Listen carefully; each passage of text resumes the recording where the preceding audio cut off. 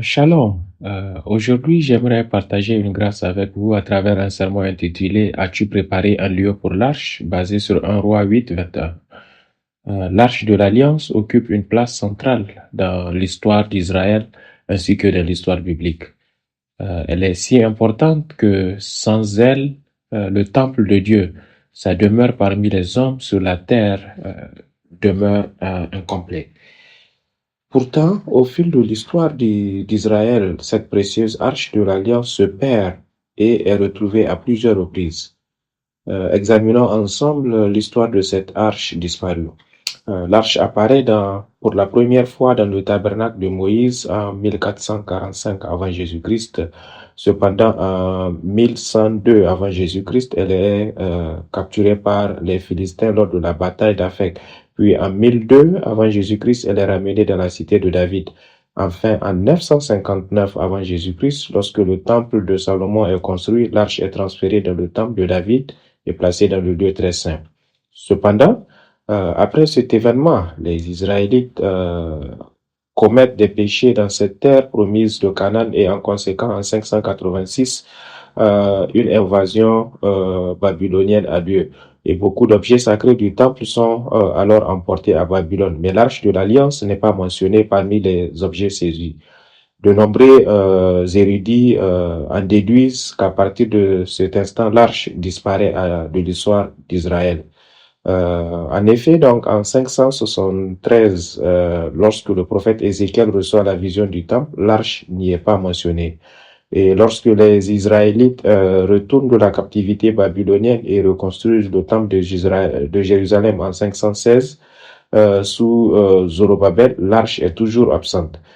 Bien plus tard, en 20 après Jésus-Christ, sous le règne d'Hérode, l'arche est encore manquante. Enfin, en 70, lors de l'invasion romaine, l'arche de Titus représente des images du chandelier d'or, de la table des pains, de proposition, mais aucune trace de l'arche. Donc, nous pouvons constater que l'arche de l'Alliance a disparu de l'histoire d'Israël jusqu'à ce jour. Mais ce qui est étonnant, c'est que cette arche réapparaît à la fin de la Bible, dans le livre de l'Apocalypse. Lorsque retentit la 7e trompette et que le royaume de Dieu est proclamé, le ciel s'ouvre et dans le temple de Dieu, l'arche de l'Alliance réapparaît. Cela se trouve dans Apocalypse 11, 19. Il est dit que le temple de Dieu dans le ciel fut ouvert et l'arche de son alliance apparut dans son temple. Ce temple est le véritable temple céleste, le temple véritable. Bien que l'arche visible ait disparu au fil de l'histoire, en fait, sa réalité spirituelle, c'est-à-dire la présence de Dieu ou sa parole, demeure et existe pour l'éternité. Nous devons comprendre donc que les temples terrestres dans l'histoire d'Israël n'étaient que des copies et des ombres de réalité céleste. Et ce qui s'est produit dans le passé a été écrit dans la Bible afin d'être accompli à la fin des temps. Et nous sommes les acteurs de cette histoire rédemptrice, car nous sommes les disciples de Jésus-Christ.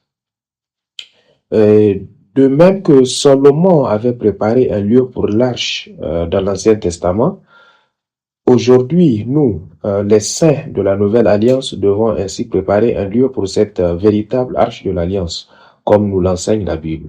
Ainsi donc, nous allons examiner la signification spirituelle de cette véritable arche de l'Alliance. Jetons un coup d'œil à quelques versets dans 1 Roi chapitre 6 verset 19. Nous voyons que Salomon a préparé un sanctuaire intérieur pour y placer l'arche. De même dans 1 Roi chapitre 8 verset 13, Salomon se réjouit en déclarant qu'il a bâti une demeure où Dieu demeurera pour toujours. Et de la même manière, à l'époque du Nouveau Testament, nous sommes également édifiés en Christ pour devenir le temple éternel de Dieu.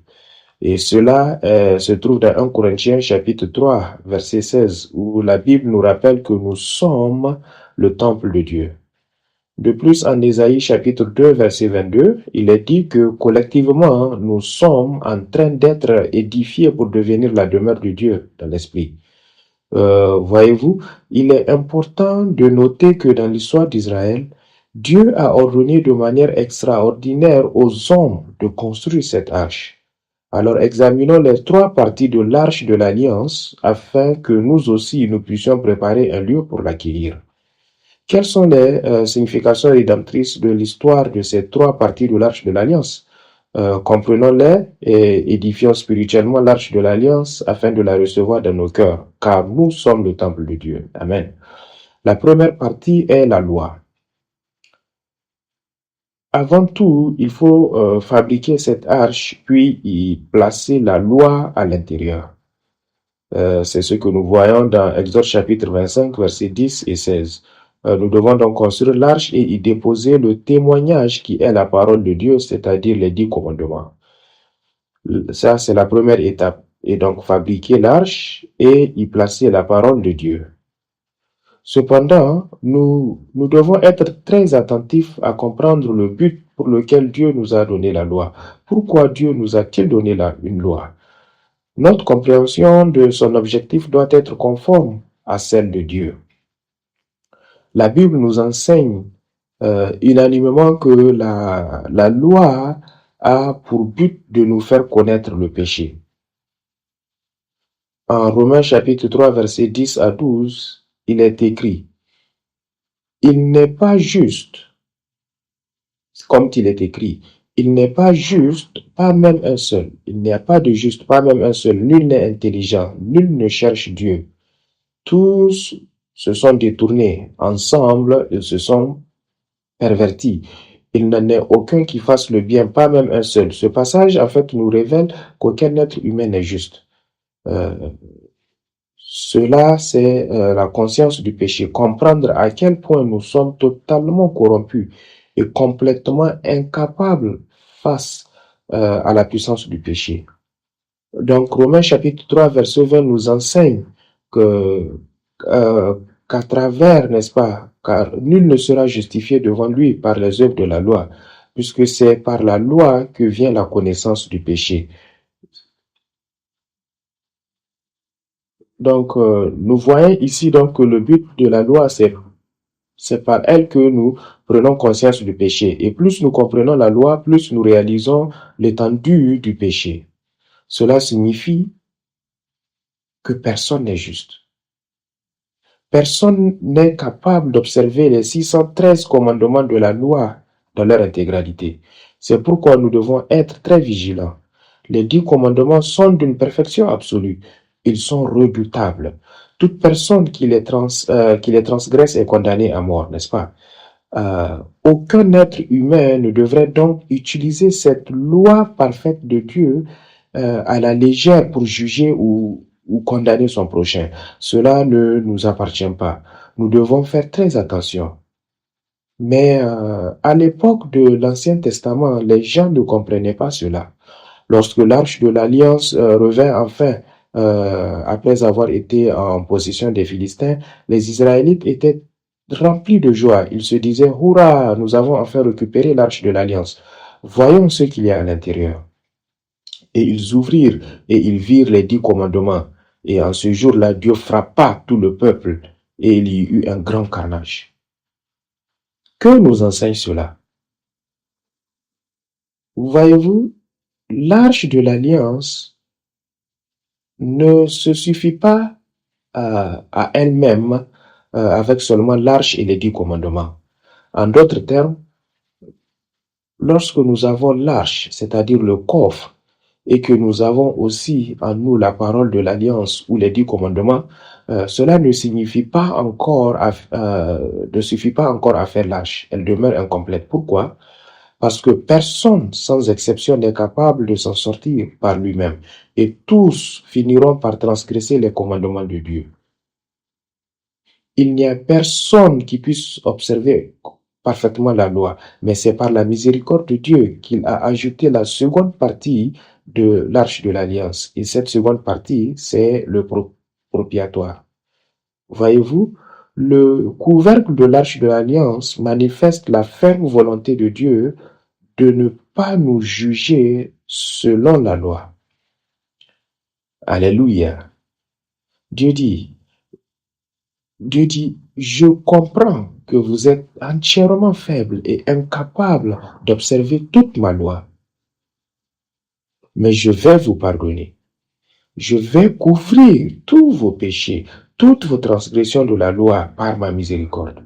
Ainsi, Dieu recouvre complètement l'arche de l'alliance, de sorte que les 10 commandements ne puissent être vus. Vous voyez, tous nos péchés contre les 10 commandements de Dieu, depuis le péché originel d'Adam et Ève, les péchés héréditaires commis par nos ancêtres, jusqu'à nos propres péchés personnels, tous ces péchés, toutes ces transgressions contre les 10 commandements de Dieu sont entièrement dissimulées et couvertes. Voyez-vous, le couvercle qui couvre cette arche s'appelle le propiatoire. Il est aussi connu sous le nom de lieu d'expiation. Ce mot caporet, propriatoire, vient en réalité du mot kapar, qui signifie couvrir ou cacher. Voyez-vous, le propriatoire est le trône de Dieu. C'est là que la présence de Dieu se manifeste. Et ce propitiatoire est le trône de l'expiation de Dieu, autrement dit le trône du pardon divin. Dieu a entièrement couvert tous nos péchés. Alléluia. Et comme il est écrit dans Galates chapitre 3 verset 22, mais l'écriture a tout renfermé sous le péché, afin que ce qui avait été promis fût donné par la loi en Jésus-Christ à ceux qui croient. Donc nous apprenons la parole de Dieu, plus nous réalisons que nous sommes pécheurs. Et c'est afin que la promesse du salut par la foi en Jésus-Christ nous soit donnée à nous qui croyons. Rappelez-vous, le nom même de Jésus signifie qu'il sauvera son peuple de ses péchés. Donc, voyez-vous, l'amour de Jésus-Christ couvre tous nos péchés. Et il est écrit dans 1 Pierre aussi, chapitre 4, versets 8 et 9, que l'amour couvre une multitude de péchés. Kafar. L'un des mots les plus merveilleux que l'on trouve dans la Bible, il signifie couvrir, dissimuler, quoi? Notre faiblesse face à l'observation de la loi de Dieu. Quelle merveilleuse nouvelle! Romains chapitre 3, verset 25 nous dit que Dieu a présenté Jésus comme un sacrifice d'expiation par son sang, efficace pour ceux qui ont la loi. Il a fait cela pour montrer sa justice, parce que dans sa patience infinie, il a placé par-dessus nos péchés. Et ce terme, n'est-ce pas, il a passé par-dessus nos péchés que nous avons commis.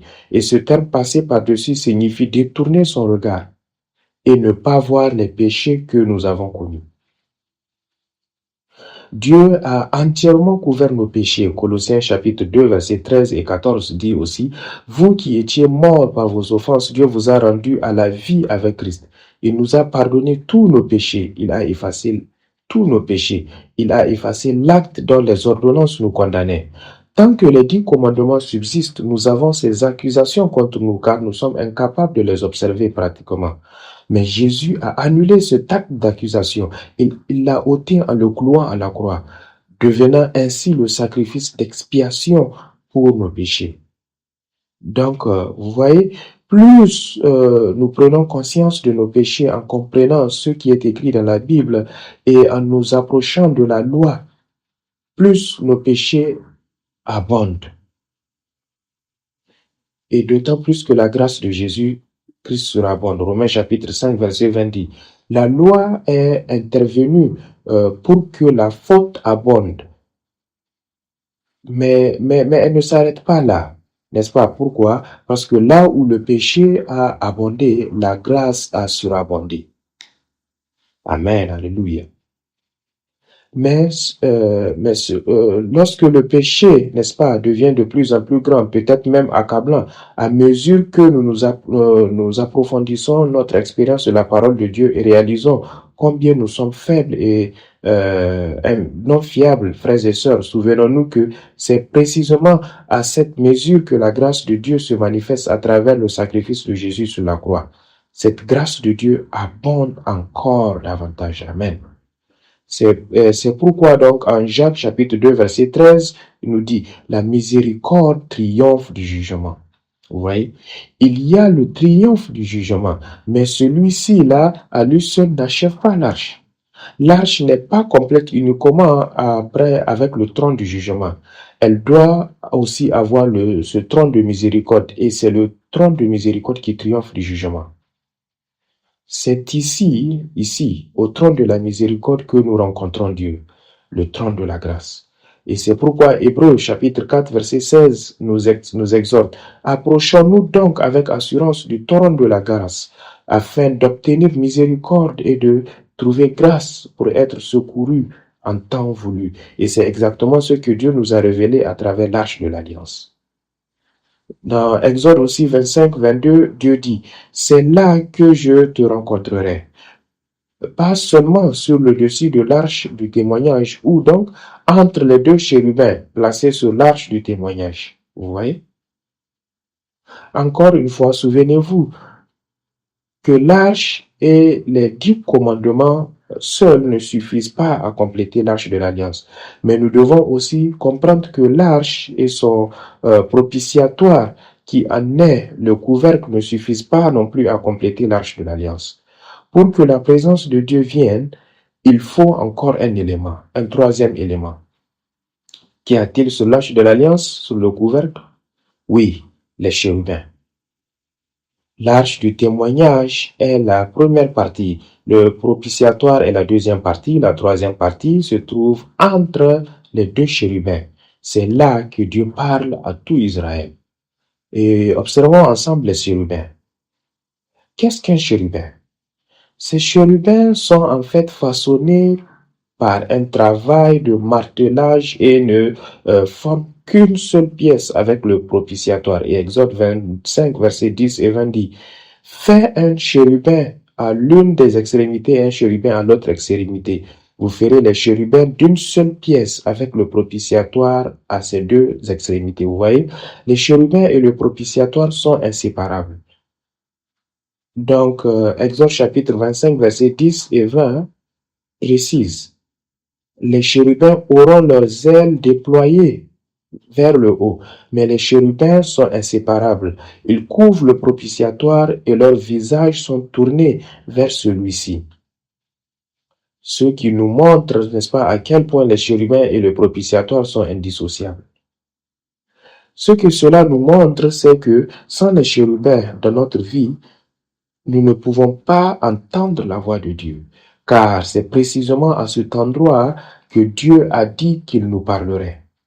Nombre chapitre 16, verset 89. Lorsque Moïse entrait dans la tente d'assignation pour parler avec l'Éternel, il entendit la voix qui lui parlait au-dessus du propitiatoire placé sur l'arche du témoignage entre les deux chérubins. Et c'est là que l'Éternel lui parlait.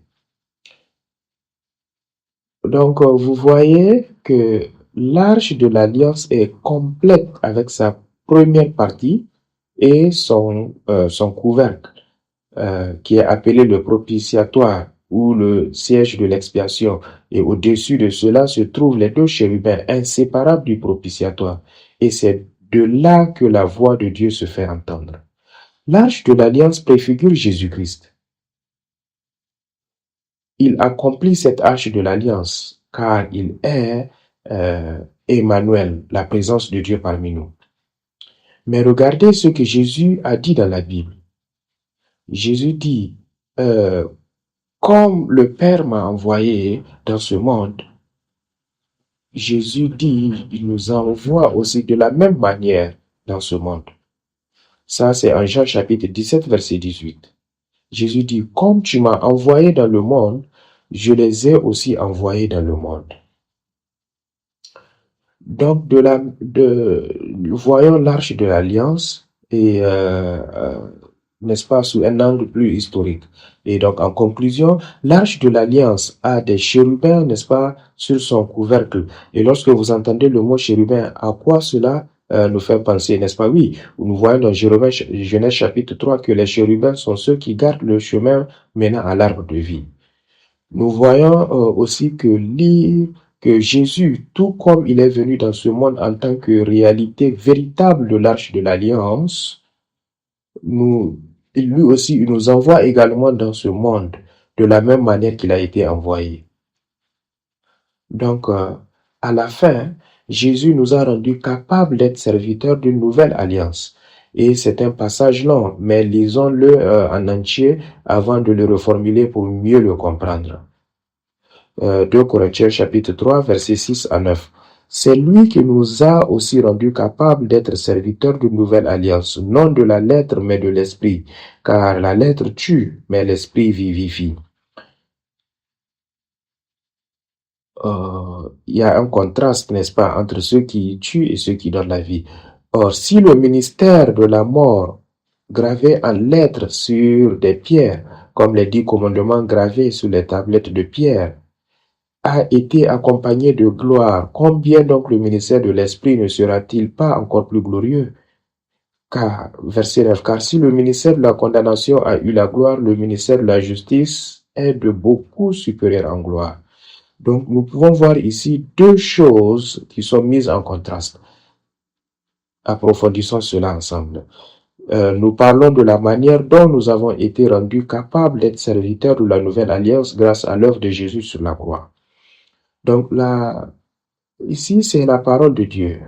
Les 10 commandements sont une alliance éternelle pour toutes les générations. Et la parole de Dieu demeure inchangée, n'est-ce pas? Mais nous voyons ici qu'il y a une ancienne alliance et une nouvelle alliance. Donc, l'ancienne alliance est une lettre gravée, tandis que la nouvelle alliance ne se limite pas à des lettres sur du papier, mais elle est esprit. Et selon l'ancienne alliance, les lettres gravées sur la pierre tuent, car elles condamnent et jugent. Mais dans la nouvelle alliance, elles donnent la vie, car elles pardonnent. Donc, l'ancienne alliance est un ministère de mort, tandis que la nouvelle alliance est un ministère de l'esprit. L'ancienne alliance est un ministère de condamnation, elle juge. Mais dans la nouvelle alliance, c'est un ministère de justice. La justice signifie être placé dans une bonne relation avec Dieu. Remarquez bien que, à partir de la même parole de Dieu, les 10 commandements, il y a deux résultats différents. Maintenant, allons encore plus loin et voyons comment cela nous rappelle ce qui s'est passé dans le jardin d'Éden. Donc, l'ancienne alliance qui apporte la mort nous rappelle l'arbre de la connaissance du bien et du mal, tandis que la nouvelle alliance qui donne la vie nous rappelle l'arbre de vie. Donc, ces deux arbres se trouvent au milieu du jardin d'Éden. Et rappelez-vous également que les chérubins inséparables du propitiatoire dans l'arche de l'alliance sont connus comme ceux qui ont accès à l'arbre de vie dans le jardin d'Éden.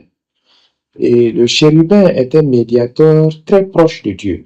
Il peut s'approcher de lui et ce chérubin préfigure en fait notre restauration à l'état originel de la création, autrement dit, à la condition d'Adam avant la chute. Donc, voyons maintenant ces versets dans Genèse chapitre 3, verset 24. Lorsque Dieu chassa Adam du jardin d'Éden, nous voyons qu'il plaça des chérubins pour garder. Le mot garder ici, c'est shamar en hébreu. Souvenez-vous cela, car il réapparaîtra. Le chemin menant à l'arbre de vie. Voilà ce qui s'est passé en Genèse chapitre 3, verset 24. Cependant, en Genèse chapitre 2, verset 15, nous voyons qu'Adam avait reçu la même mission, n'est-ce pas? L'Éternel Dieu prit l'homme et le plaça dans le jardin d'Éden pour le cultiver et pour le garder. Shamar, le même mot. Il y avait un arbre de vie dans le jardin d'Éden, n'est-ce pas? Et que trouvons-nous d'autre dans le jardin d'Éden? Genèse chapitre 2, l'Éternel Dieu fit pousser du sol tout arbre agréable. Ici, nous voyons l'arbre de vie au milieu du jardin, ainsi que l'arbre de la connaissance du bien et du mal. Mais alors, le serpent vint tenter Adam, non pas avec l'arbre de vie, mais avec l'arbre de la connaissance du bien et du mal, qui se trouvait au milieu du jardin. Et il lui dit, car Dieu sait que le jour où vous en mangerez, vos yeux s'ouvriront et vous serez comme Dieu, connaissant le bien et le mal. Le bien et le mal. Donc la connaissance du bien et du mal. Gardons cela en mémoire. Quelle a été la conséquence pour Adam après avoir pris du fruit de l'arbre de la connaissance du bien et du mal? Genèse chapitre 3, verset 10 à 11 nous dit qu'il eut peur. Après avoir acquis cette connaissance, il réalisa qu'il était nu et il se cacha donc de la présence de Dieu. Et Dieu lui demanda alors, qui t'a appris que tu étais nu? Et Dieu lui a demandé, as-tu mangé de l'arbre dont je t'avais défendu de manger? Et ce qui est intéressant, c'est qu'avant qu'Adam ne mange du fruit de l'arbre de la connaissance du bien et du mal, il était déjà nu de la même manière, mais il n'en avait pas honte. Genèse chapitre 2, verset 25 nous dit, l'homme et sa femme étaient tous nus et ils n'en avaient point honte. Ainsi, quelle est la conséquence de la connaissance du bien et du mal? La honte, la peur et la conscience de sa nudité. Voilà le résultat de l'acquisition de cette connaissance. Et revenons maintenant à l'arche de l'Alliance. Nous avons vu que cette arche ne se limite pas simplement, n'est-ce pas, au coffre. Nous avons vu que cette partie uniquement, n'est-ce pas, elle ne suffit pas pour être l'arche complètement. Nous avons appris que cette partie, n'est-ce pas, qui est la couverture ou disons qui symbolise le pardon, doit être là pour que l'arche soit complète. Donc, j'aimerais que nous nous concentrions maintenant sur la loi. La loi. La loi. Quelle est la parole de Dieu pour nous? Est-ce que la loi est un moyen d'acquérir la connaissance du bien et du mal? Nous avons tendance à penser qu'il nous faut discerner le bien et le mal. Mais ce n'est pas cela. Comme nous l'avons vu précédemment, par la loi vient la connaissance du péché. S'il vous plaît, gardez cela. Il est important de noter la connaissance du bien et du mal n'est pas la même chose que la connaissance du péché. Ce sont deux notions totalement différentes. Et pour comprendre ce que cela veut dire, nous devrons comprendre la définition de Dieu du bien et du mal, pas juste notre connaissance de ce qui est bon ou ce qui est mal. Ce n'est pas le but de la loi de nous apprendre à distinguer le bien du mal. Le but de la loi est de nous révéler notre péché, de nous montrer à quel point nous sommes incapables de l'accomplir. Et pour cela, nous avons besoin de la miséricorde et le pardon de Dieu. C'est cela l'arche de l'Alliance. Pour mieux comprendre la distinction entre ces deux notions, regardons la définition que Jésus donne du bien et du mal. Et c'est en Luc chapitre 6, verset 9 à 10, lorsque Jésus guérit un homme un jour du sabbat. Il dit alors, je vous demande s'il est permis le jour du sabbat de faire du bien ou de faire du mal. Vous voyez ici, il utilise le terme bien et mal. Et vous voyez, il établit un parallèle, n'est-ce pas? Faire le bien, sauver une vie, tandis que faire du mal, c'est la détruire. Donc, discerner le bien signifie faire le bien. La Bible nous met en garde, n'est-ce pas, contre le jugement. Et discerner le bien et le mal ne signifie pas juger.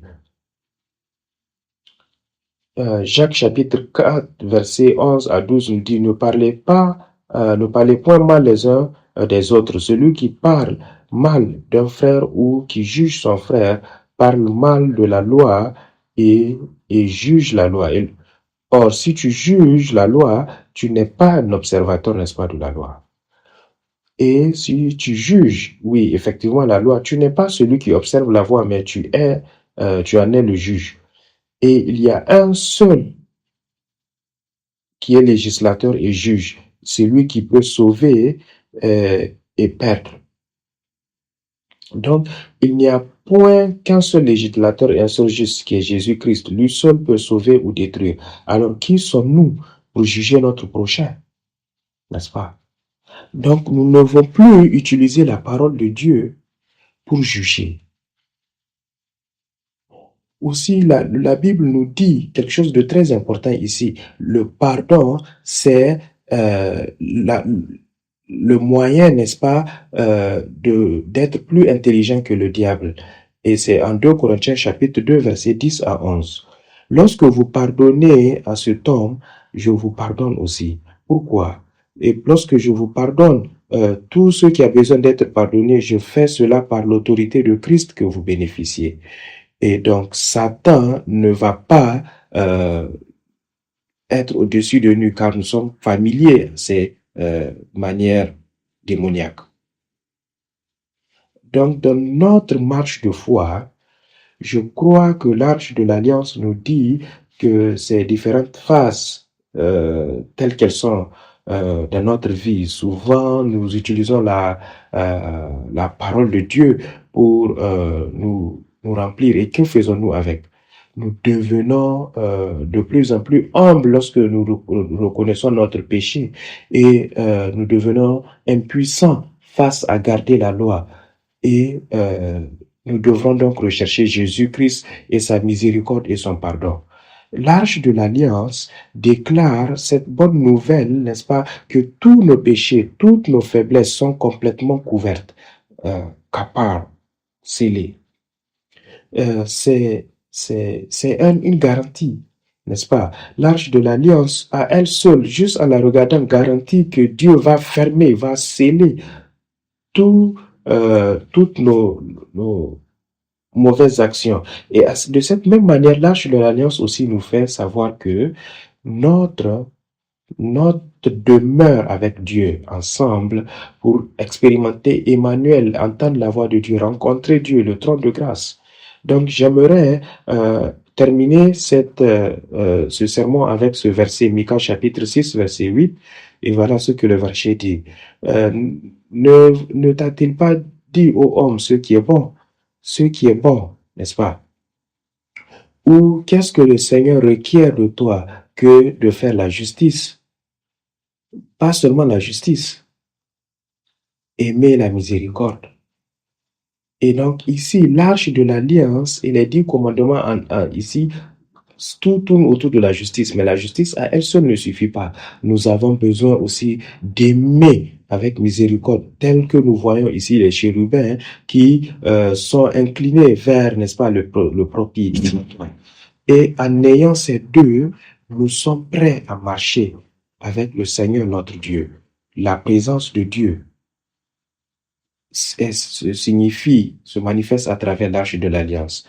Micha chapitre 6 verset 8 est l'image de la véritable alliance et c'est aussi la véritable image des chérubins. Et en 1 Corinthiens chapitre 13 verset 6 et aussi Somme 18 verset 10, nous voyons que partout où les chérubins se trouvent, c'est là que Dieu se trouve.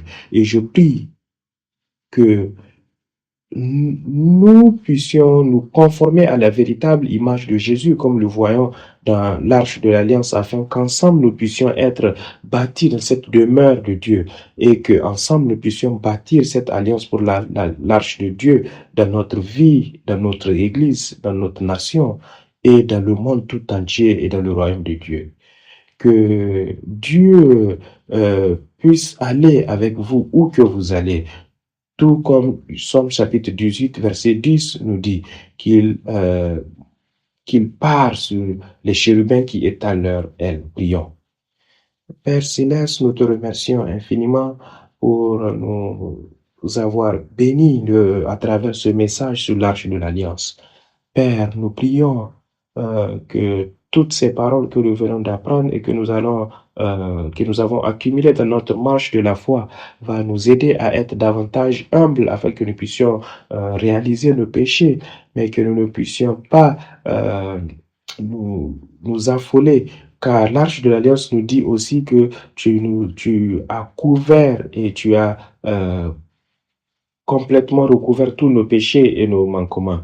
Père, donne-nous de pouvoir fixer nos yeux sur l'Arche de l'Alliance et que cette bonne nouvelle que nous sommes pardonnés de tous nos péchés, puissions-nous donc être ce véritable chérubin puissions-nous être restaurés à notre état initial de création, afin que nous puissions être inséparables du propitiatoire, et que où que nous soyons, il y ait le pardon, et que toutes les malices du diable soient découvertes, et que tous les membres de Shiloh puissent habiter ensemble en unité et être bâtis ensemble dans cette demeure de Dieu, où ta justice et ta miséricorde seront une lumière pour l'humanité. Père, nous te remercions pour ton amour et ta grâce, et nous prions cela au nom de notre Seigneur Jésus-Christ, avec action de grâce. Amen.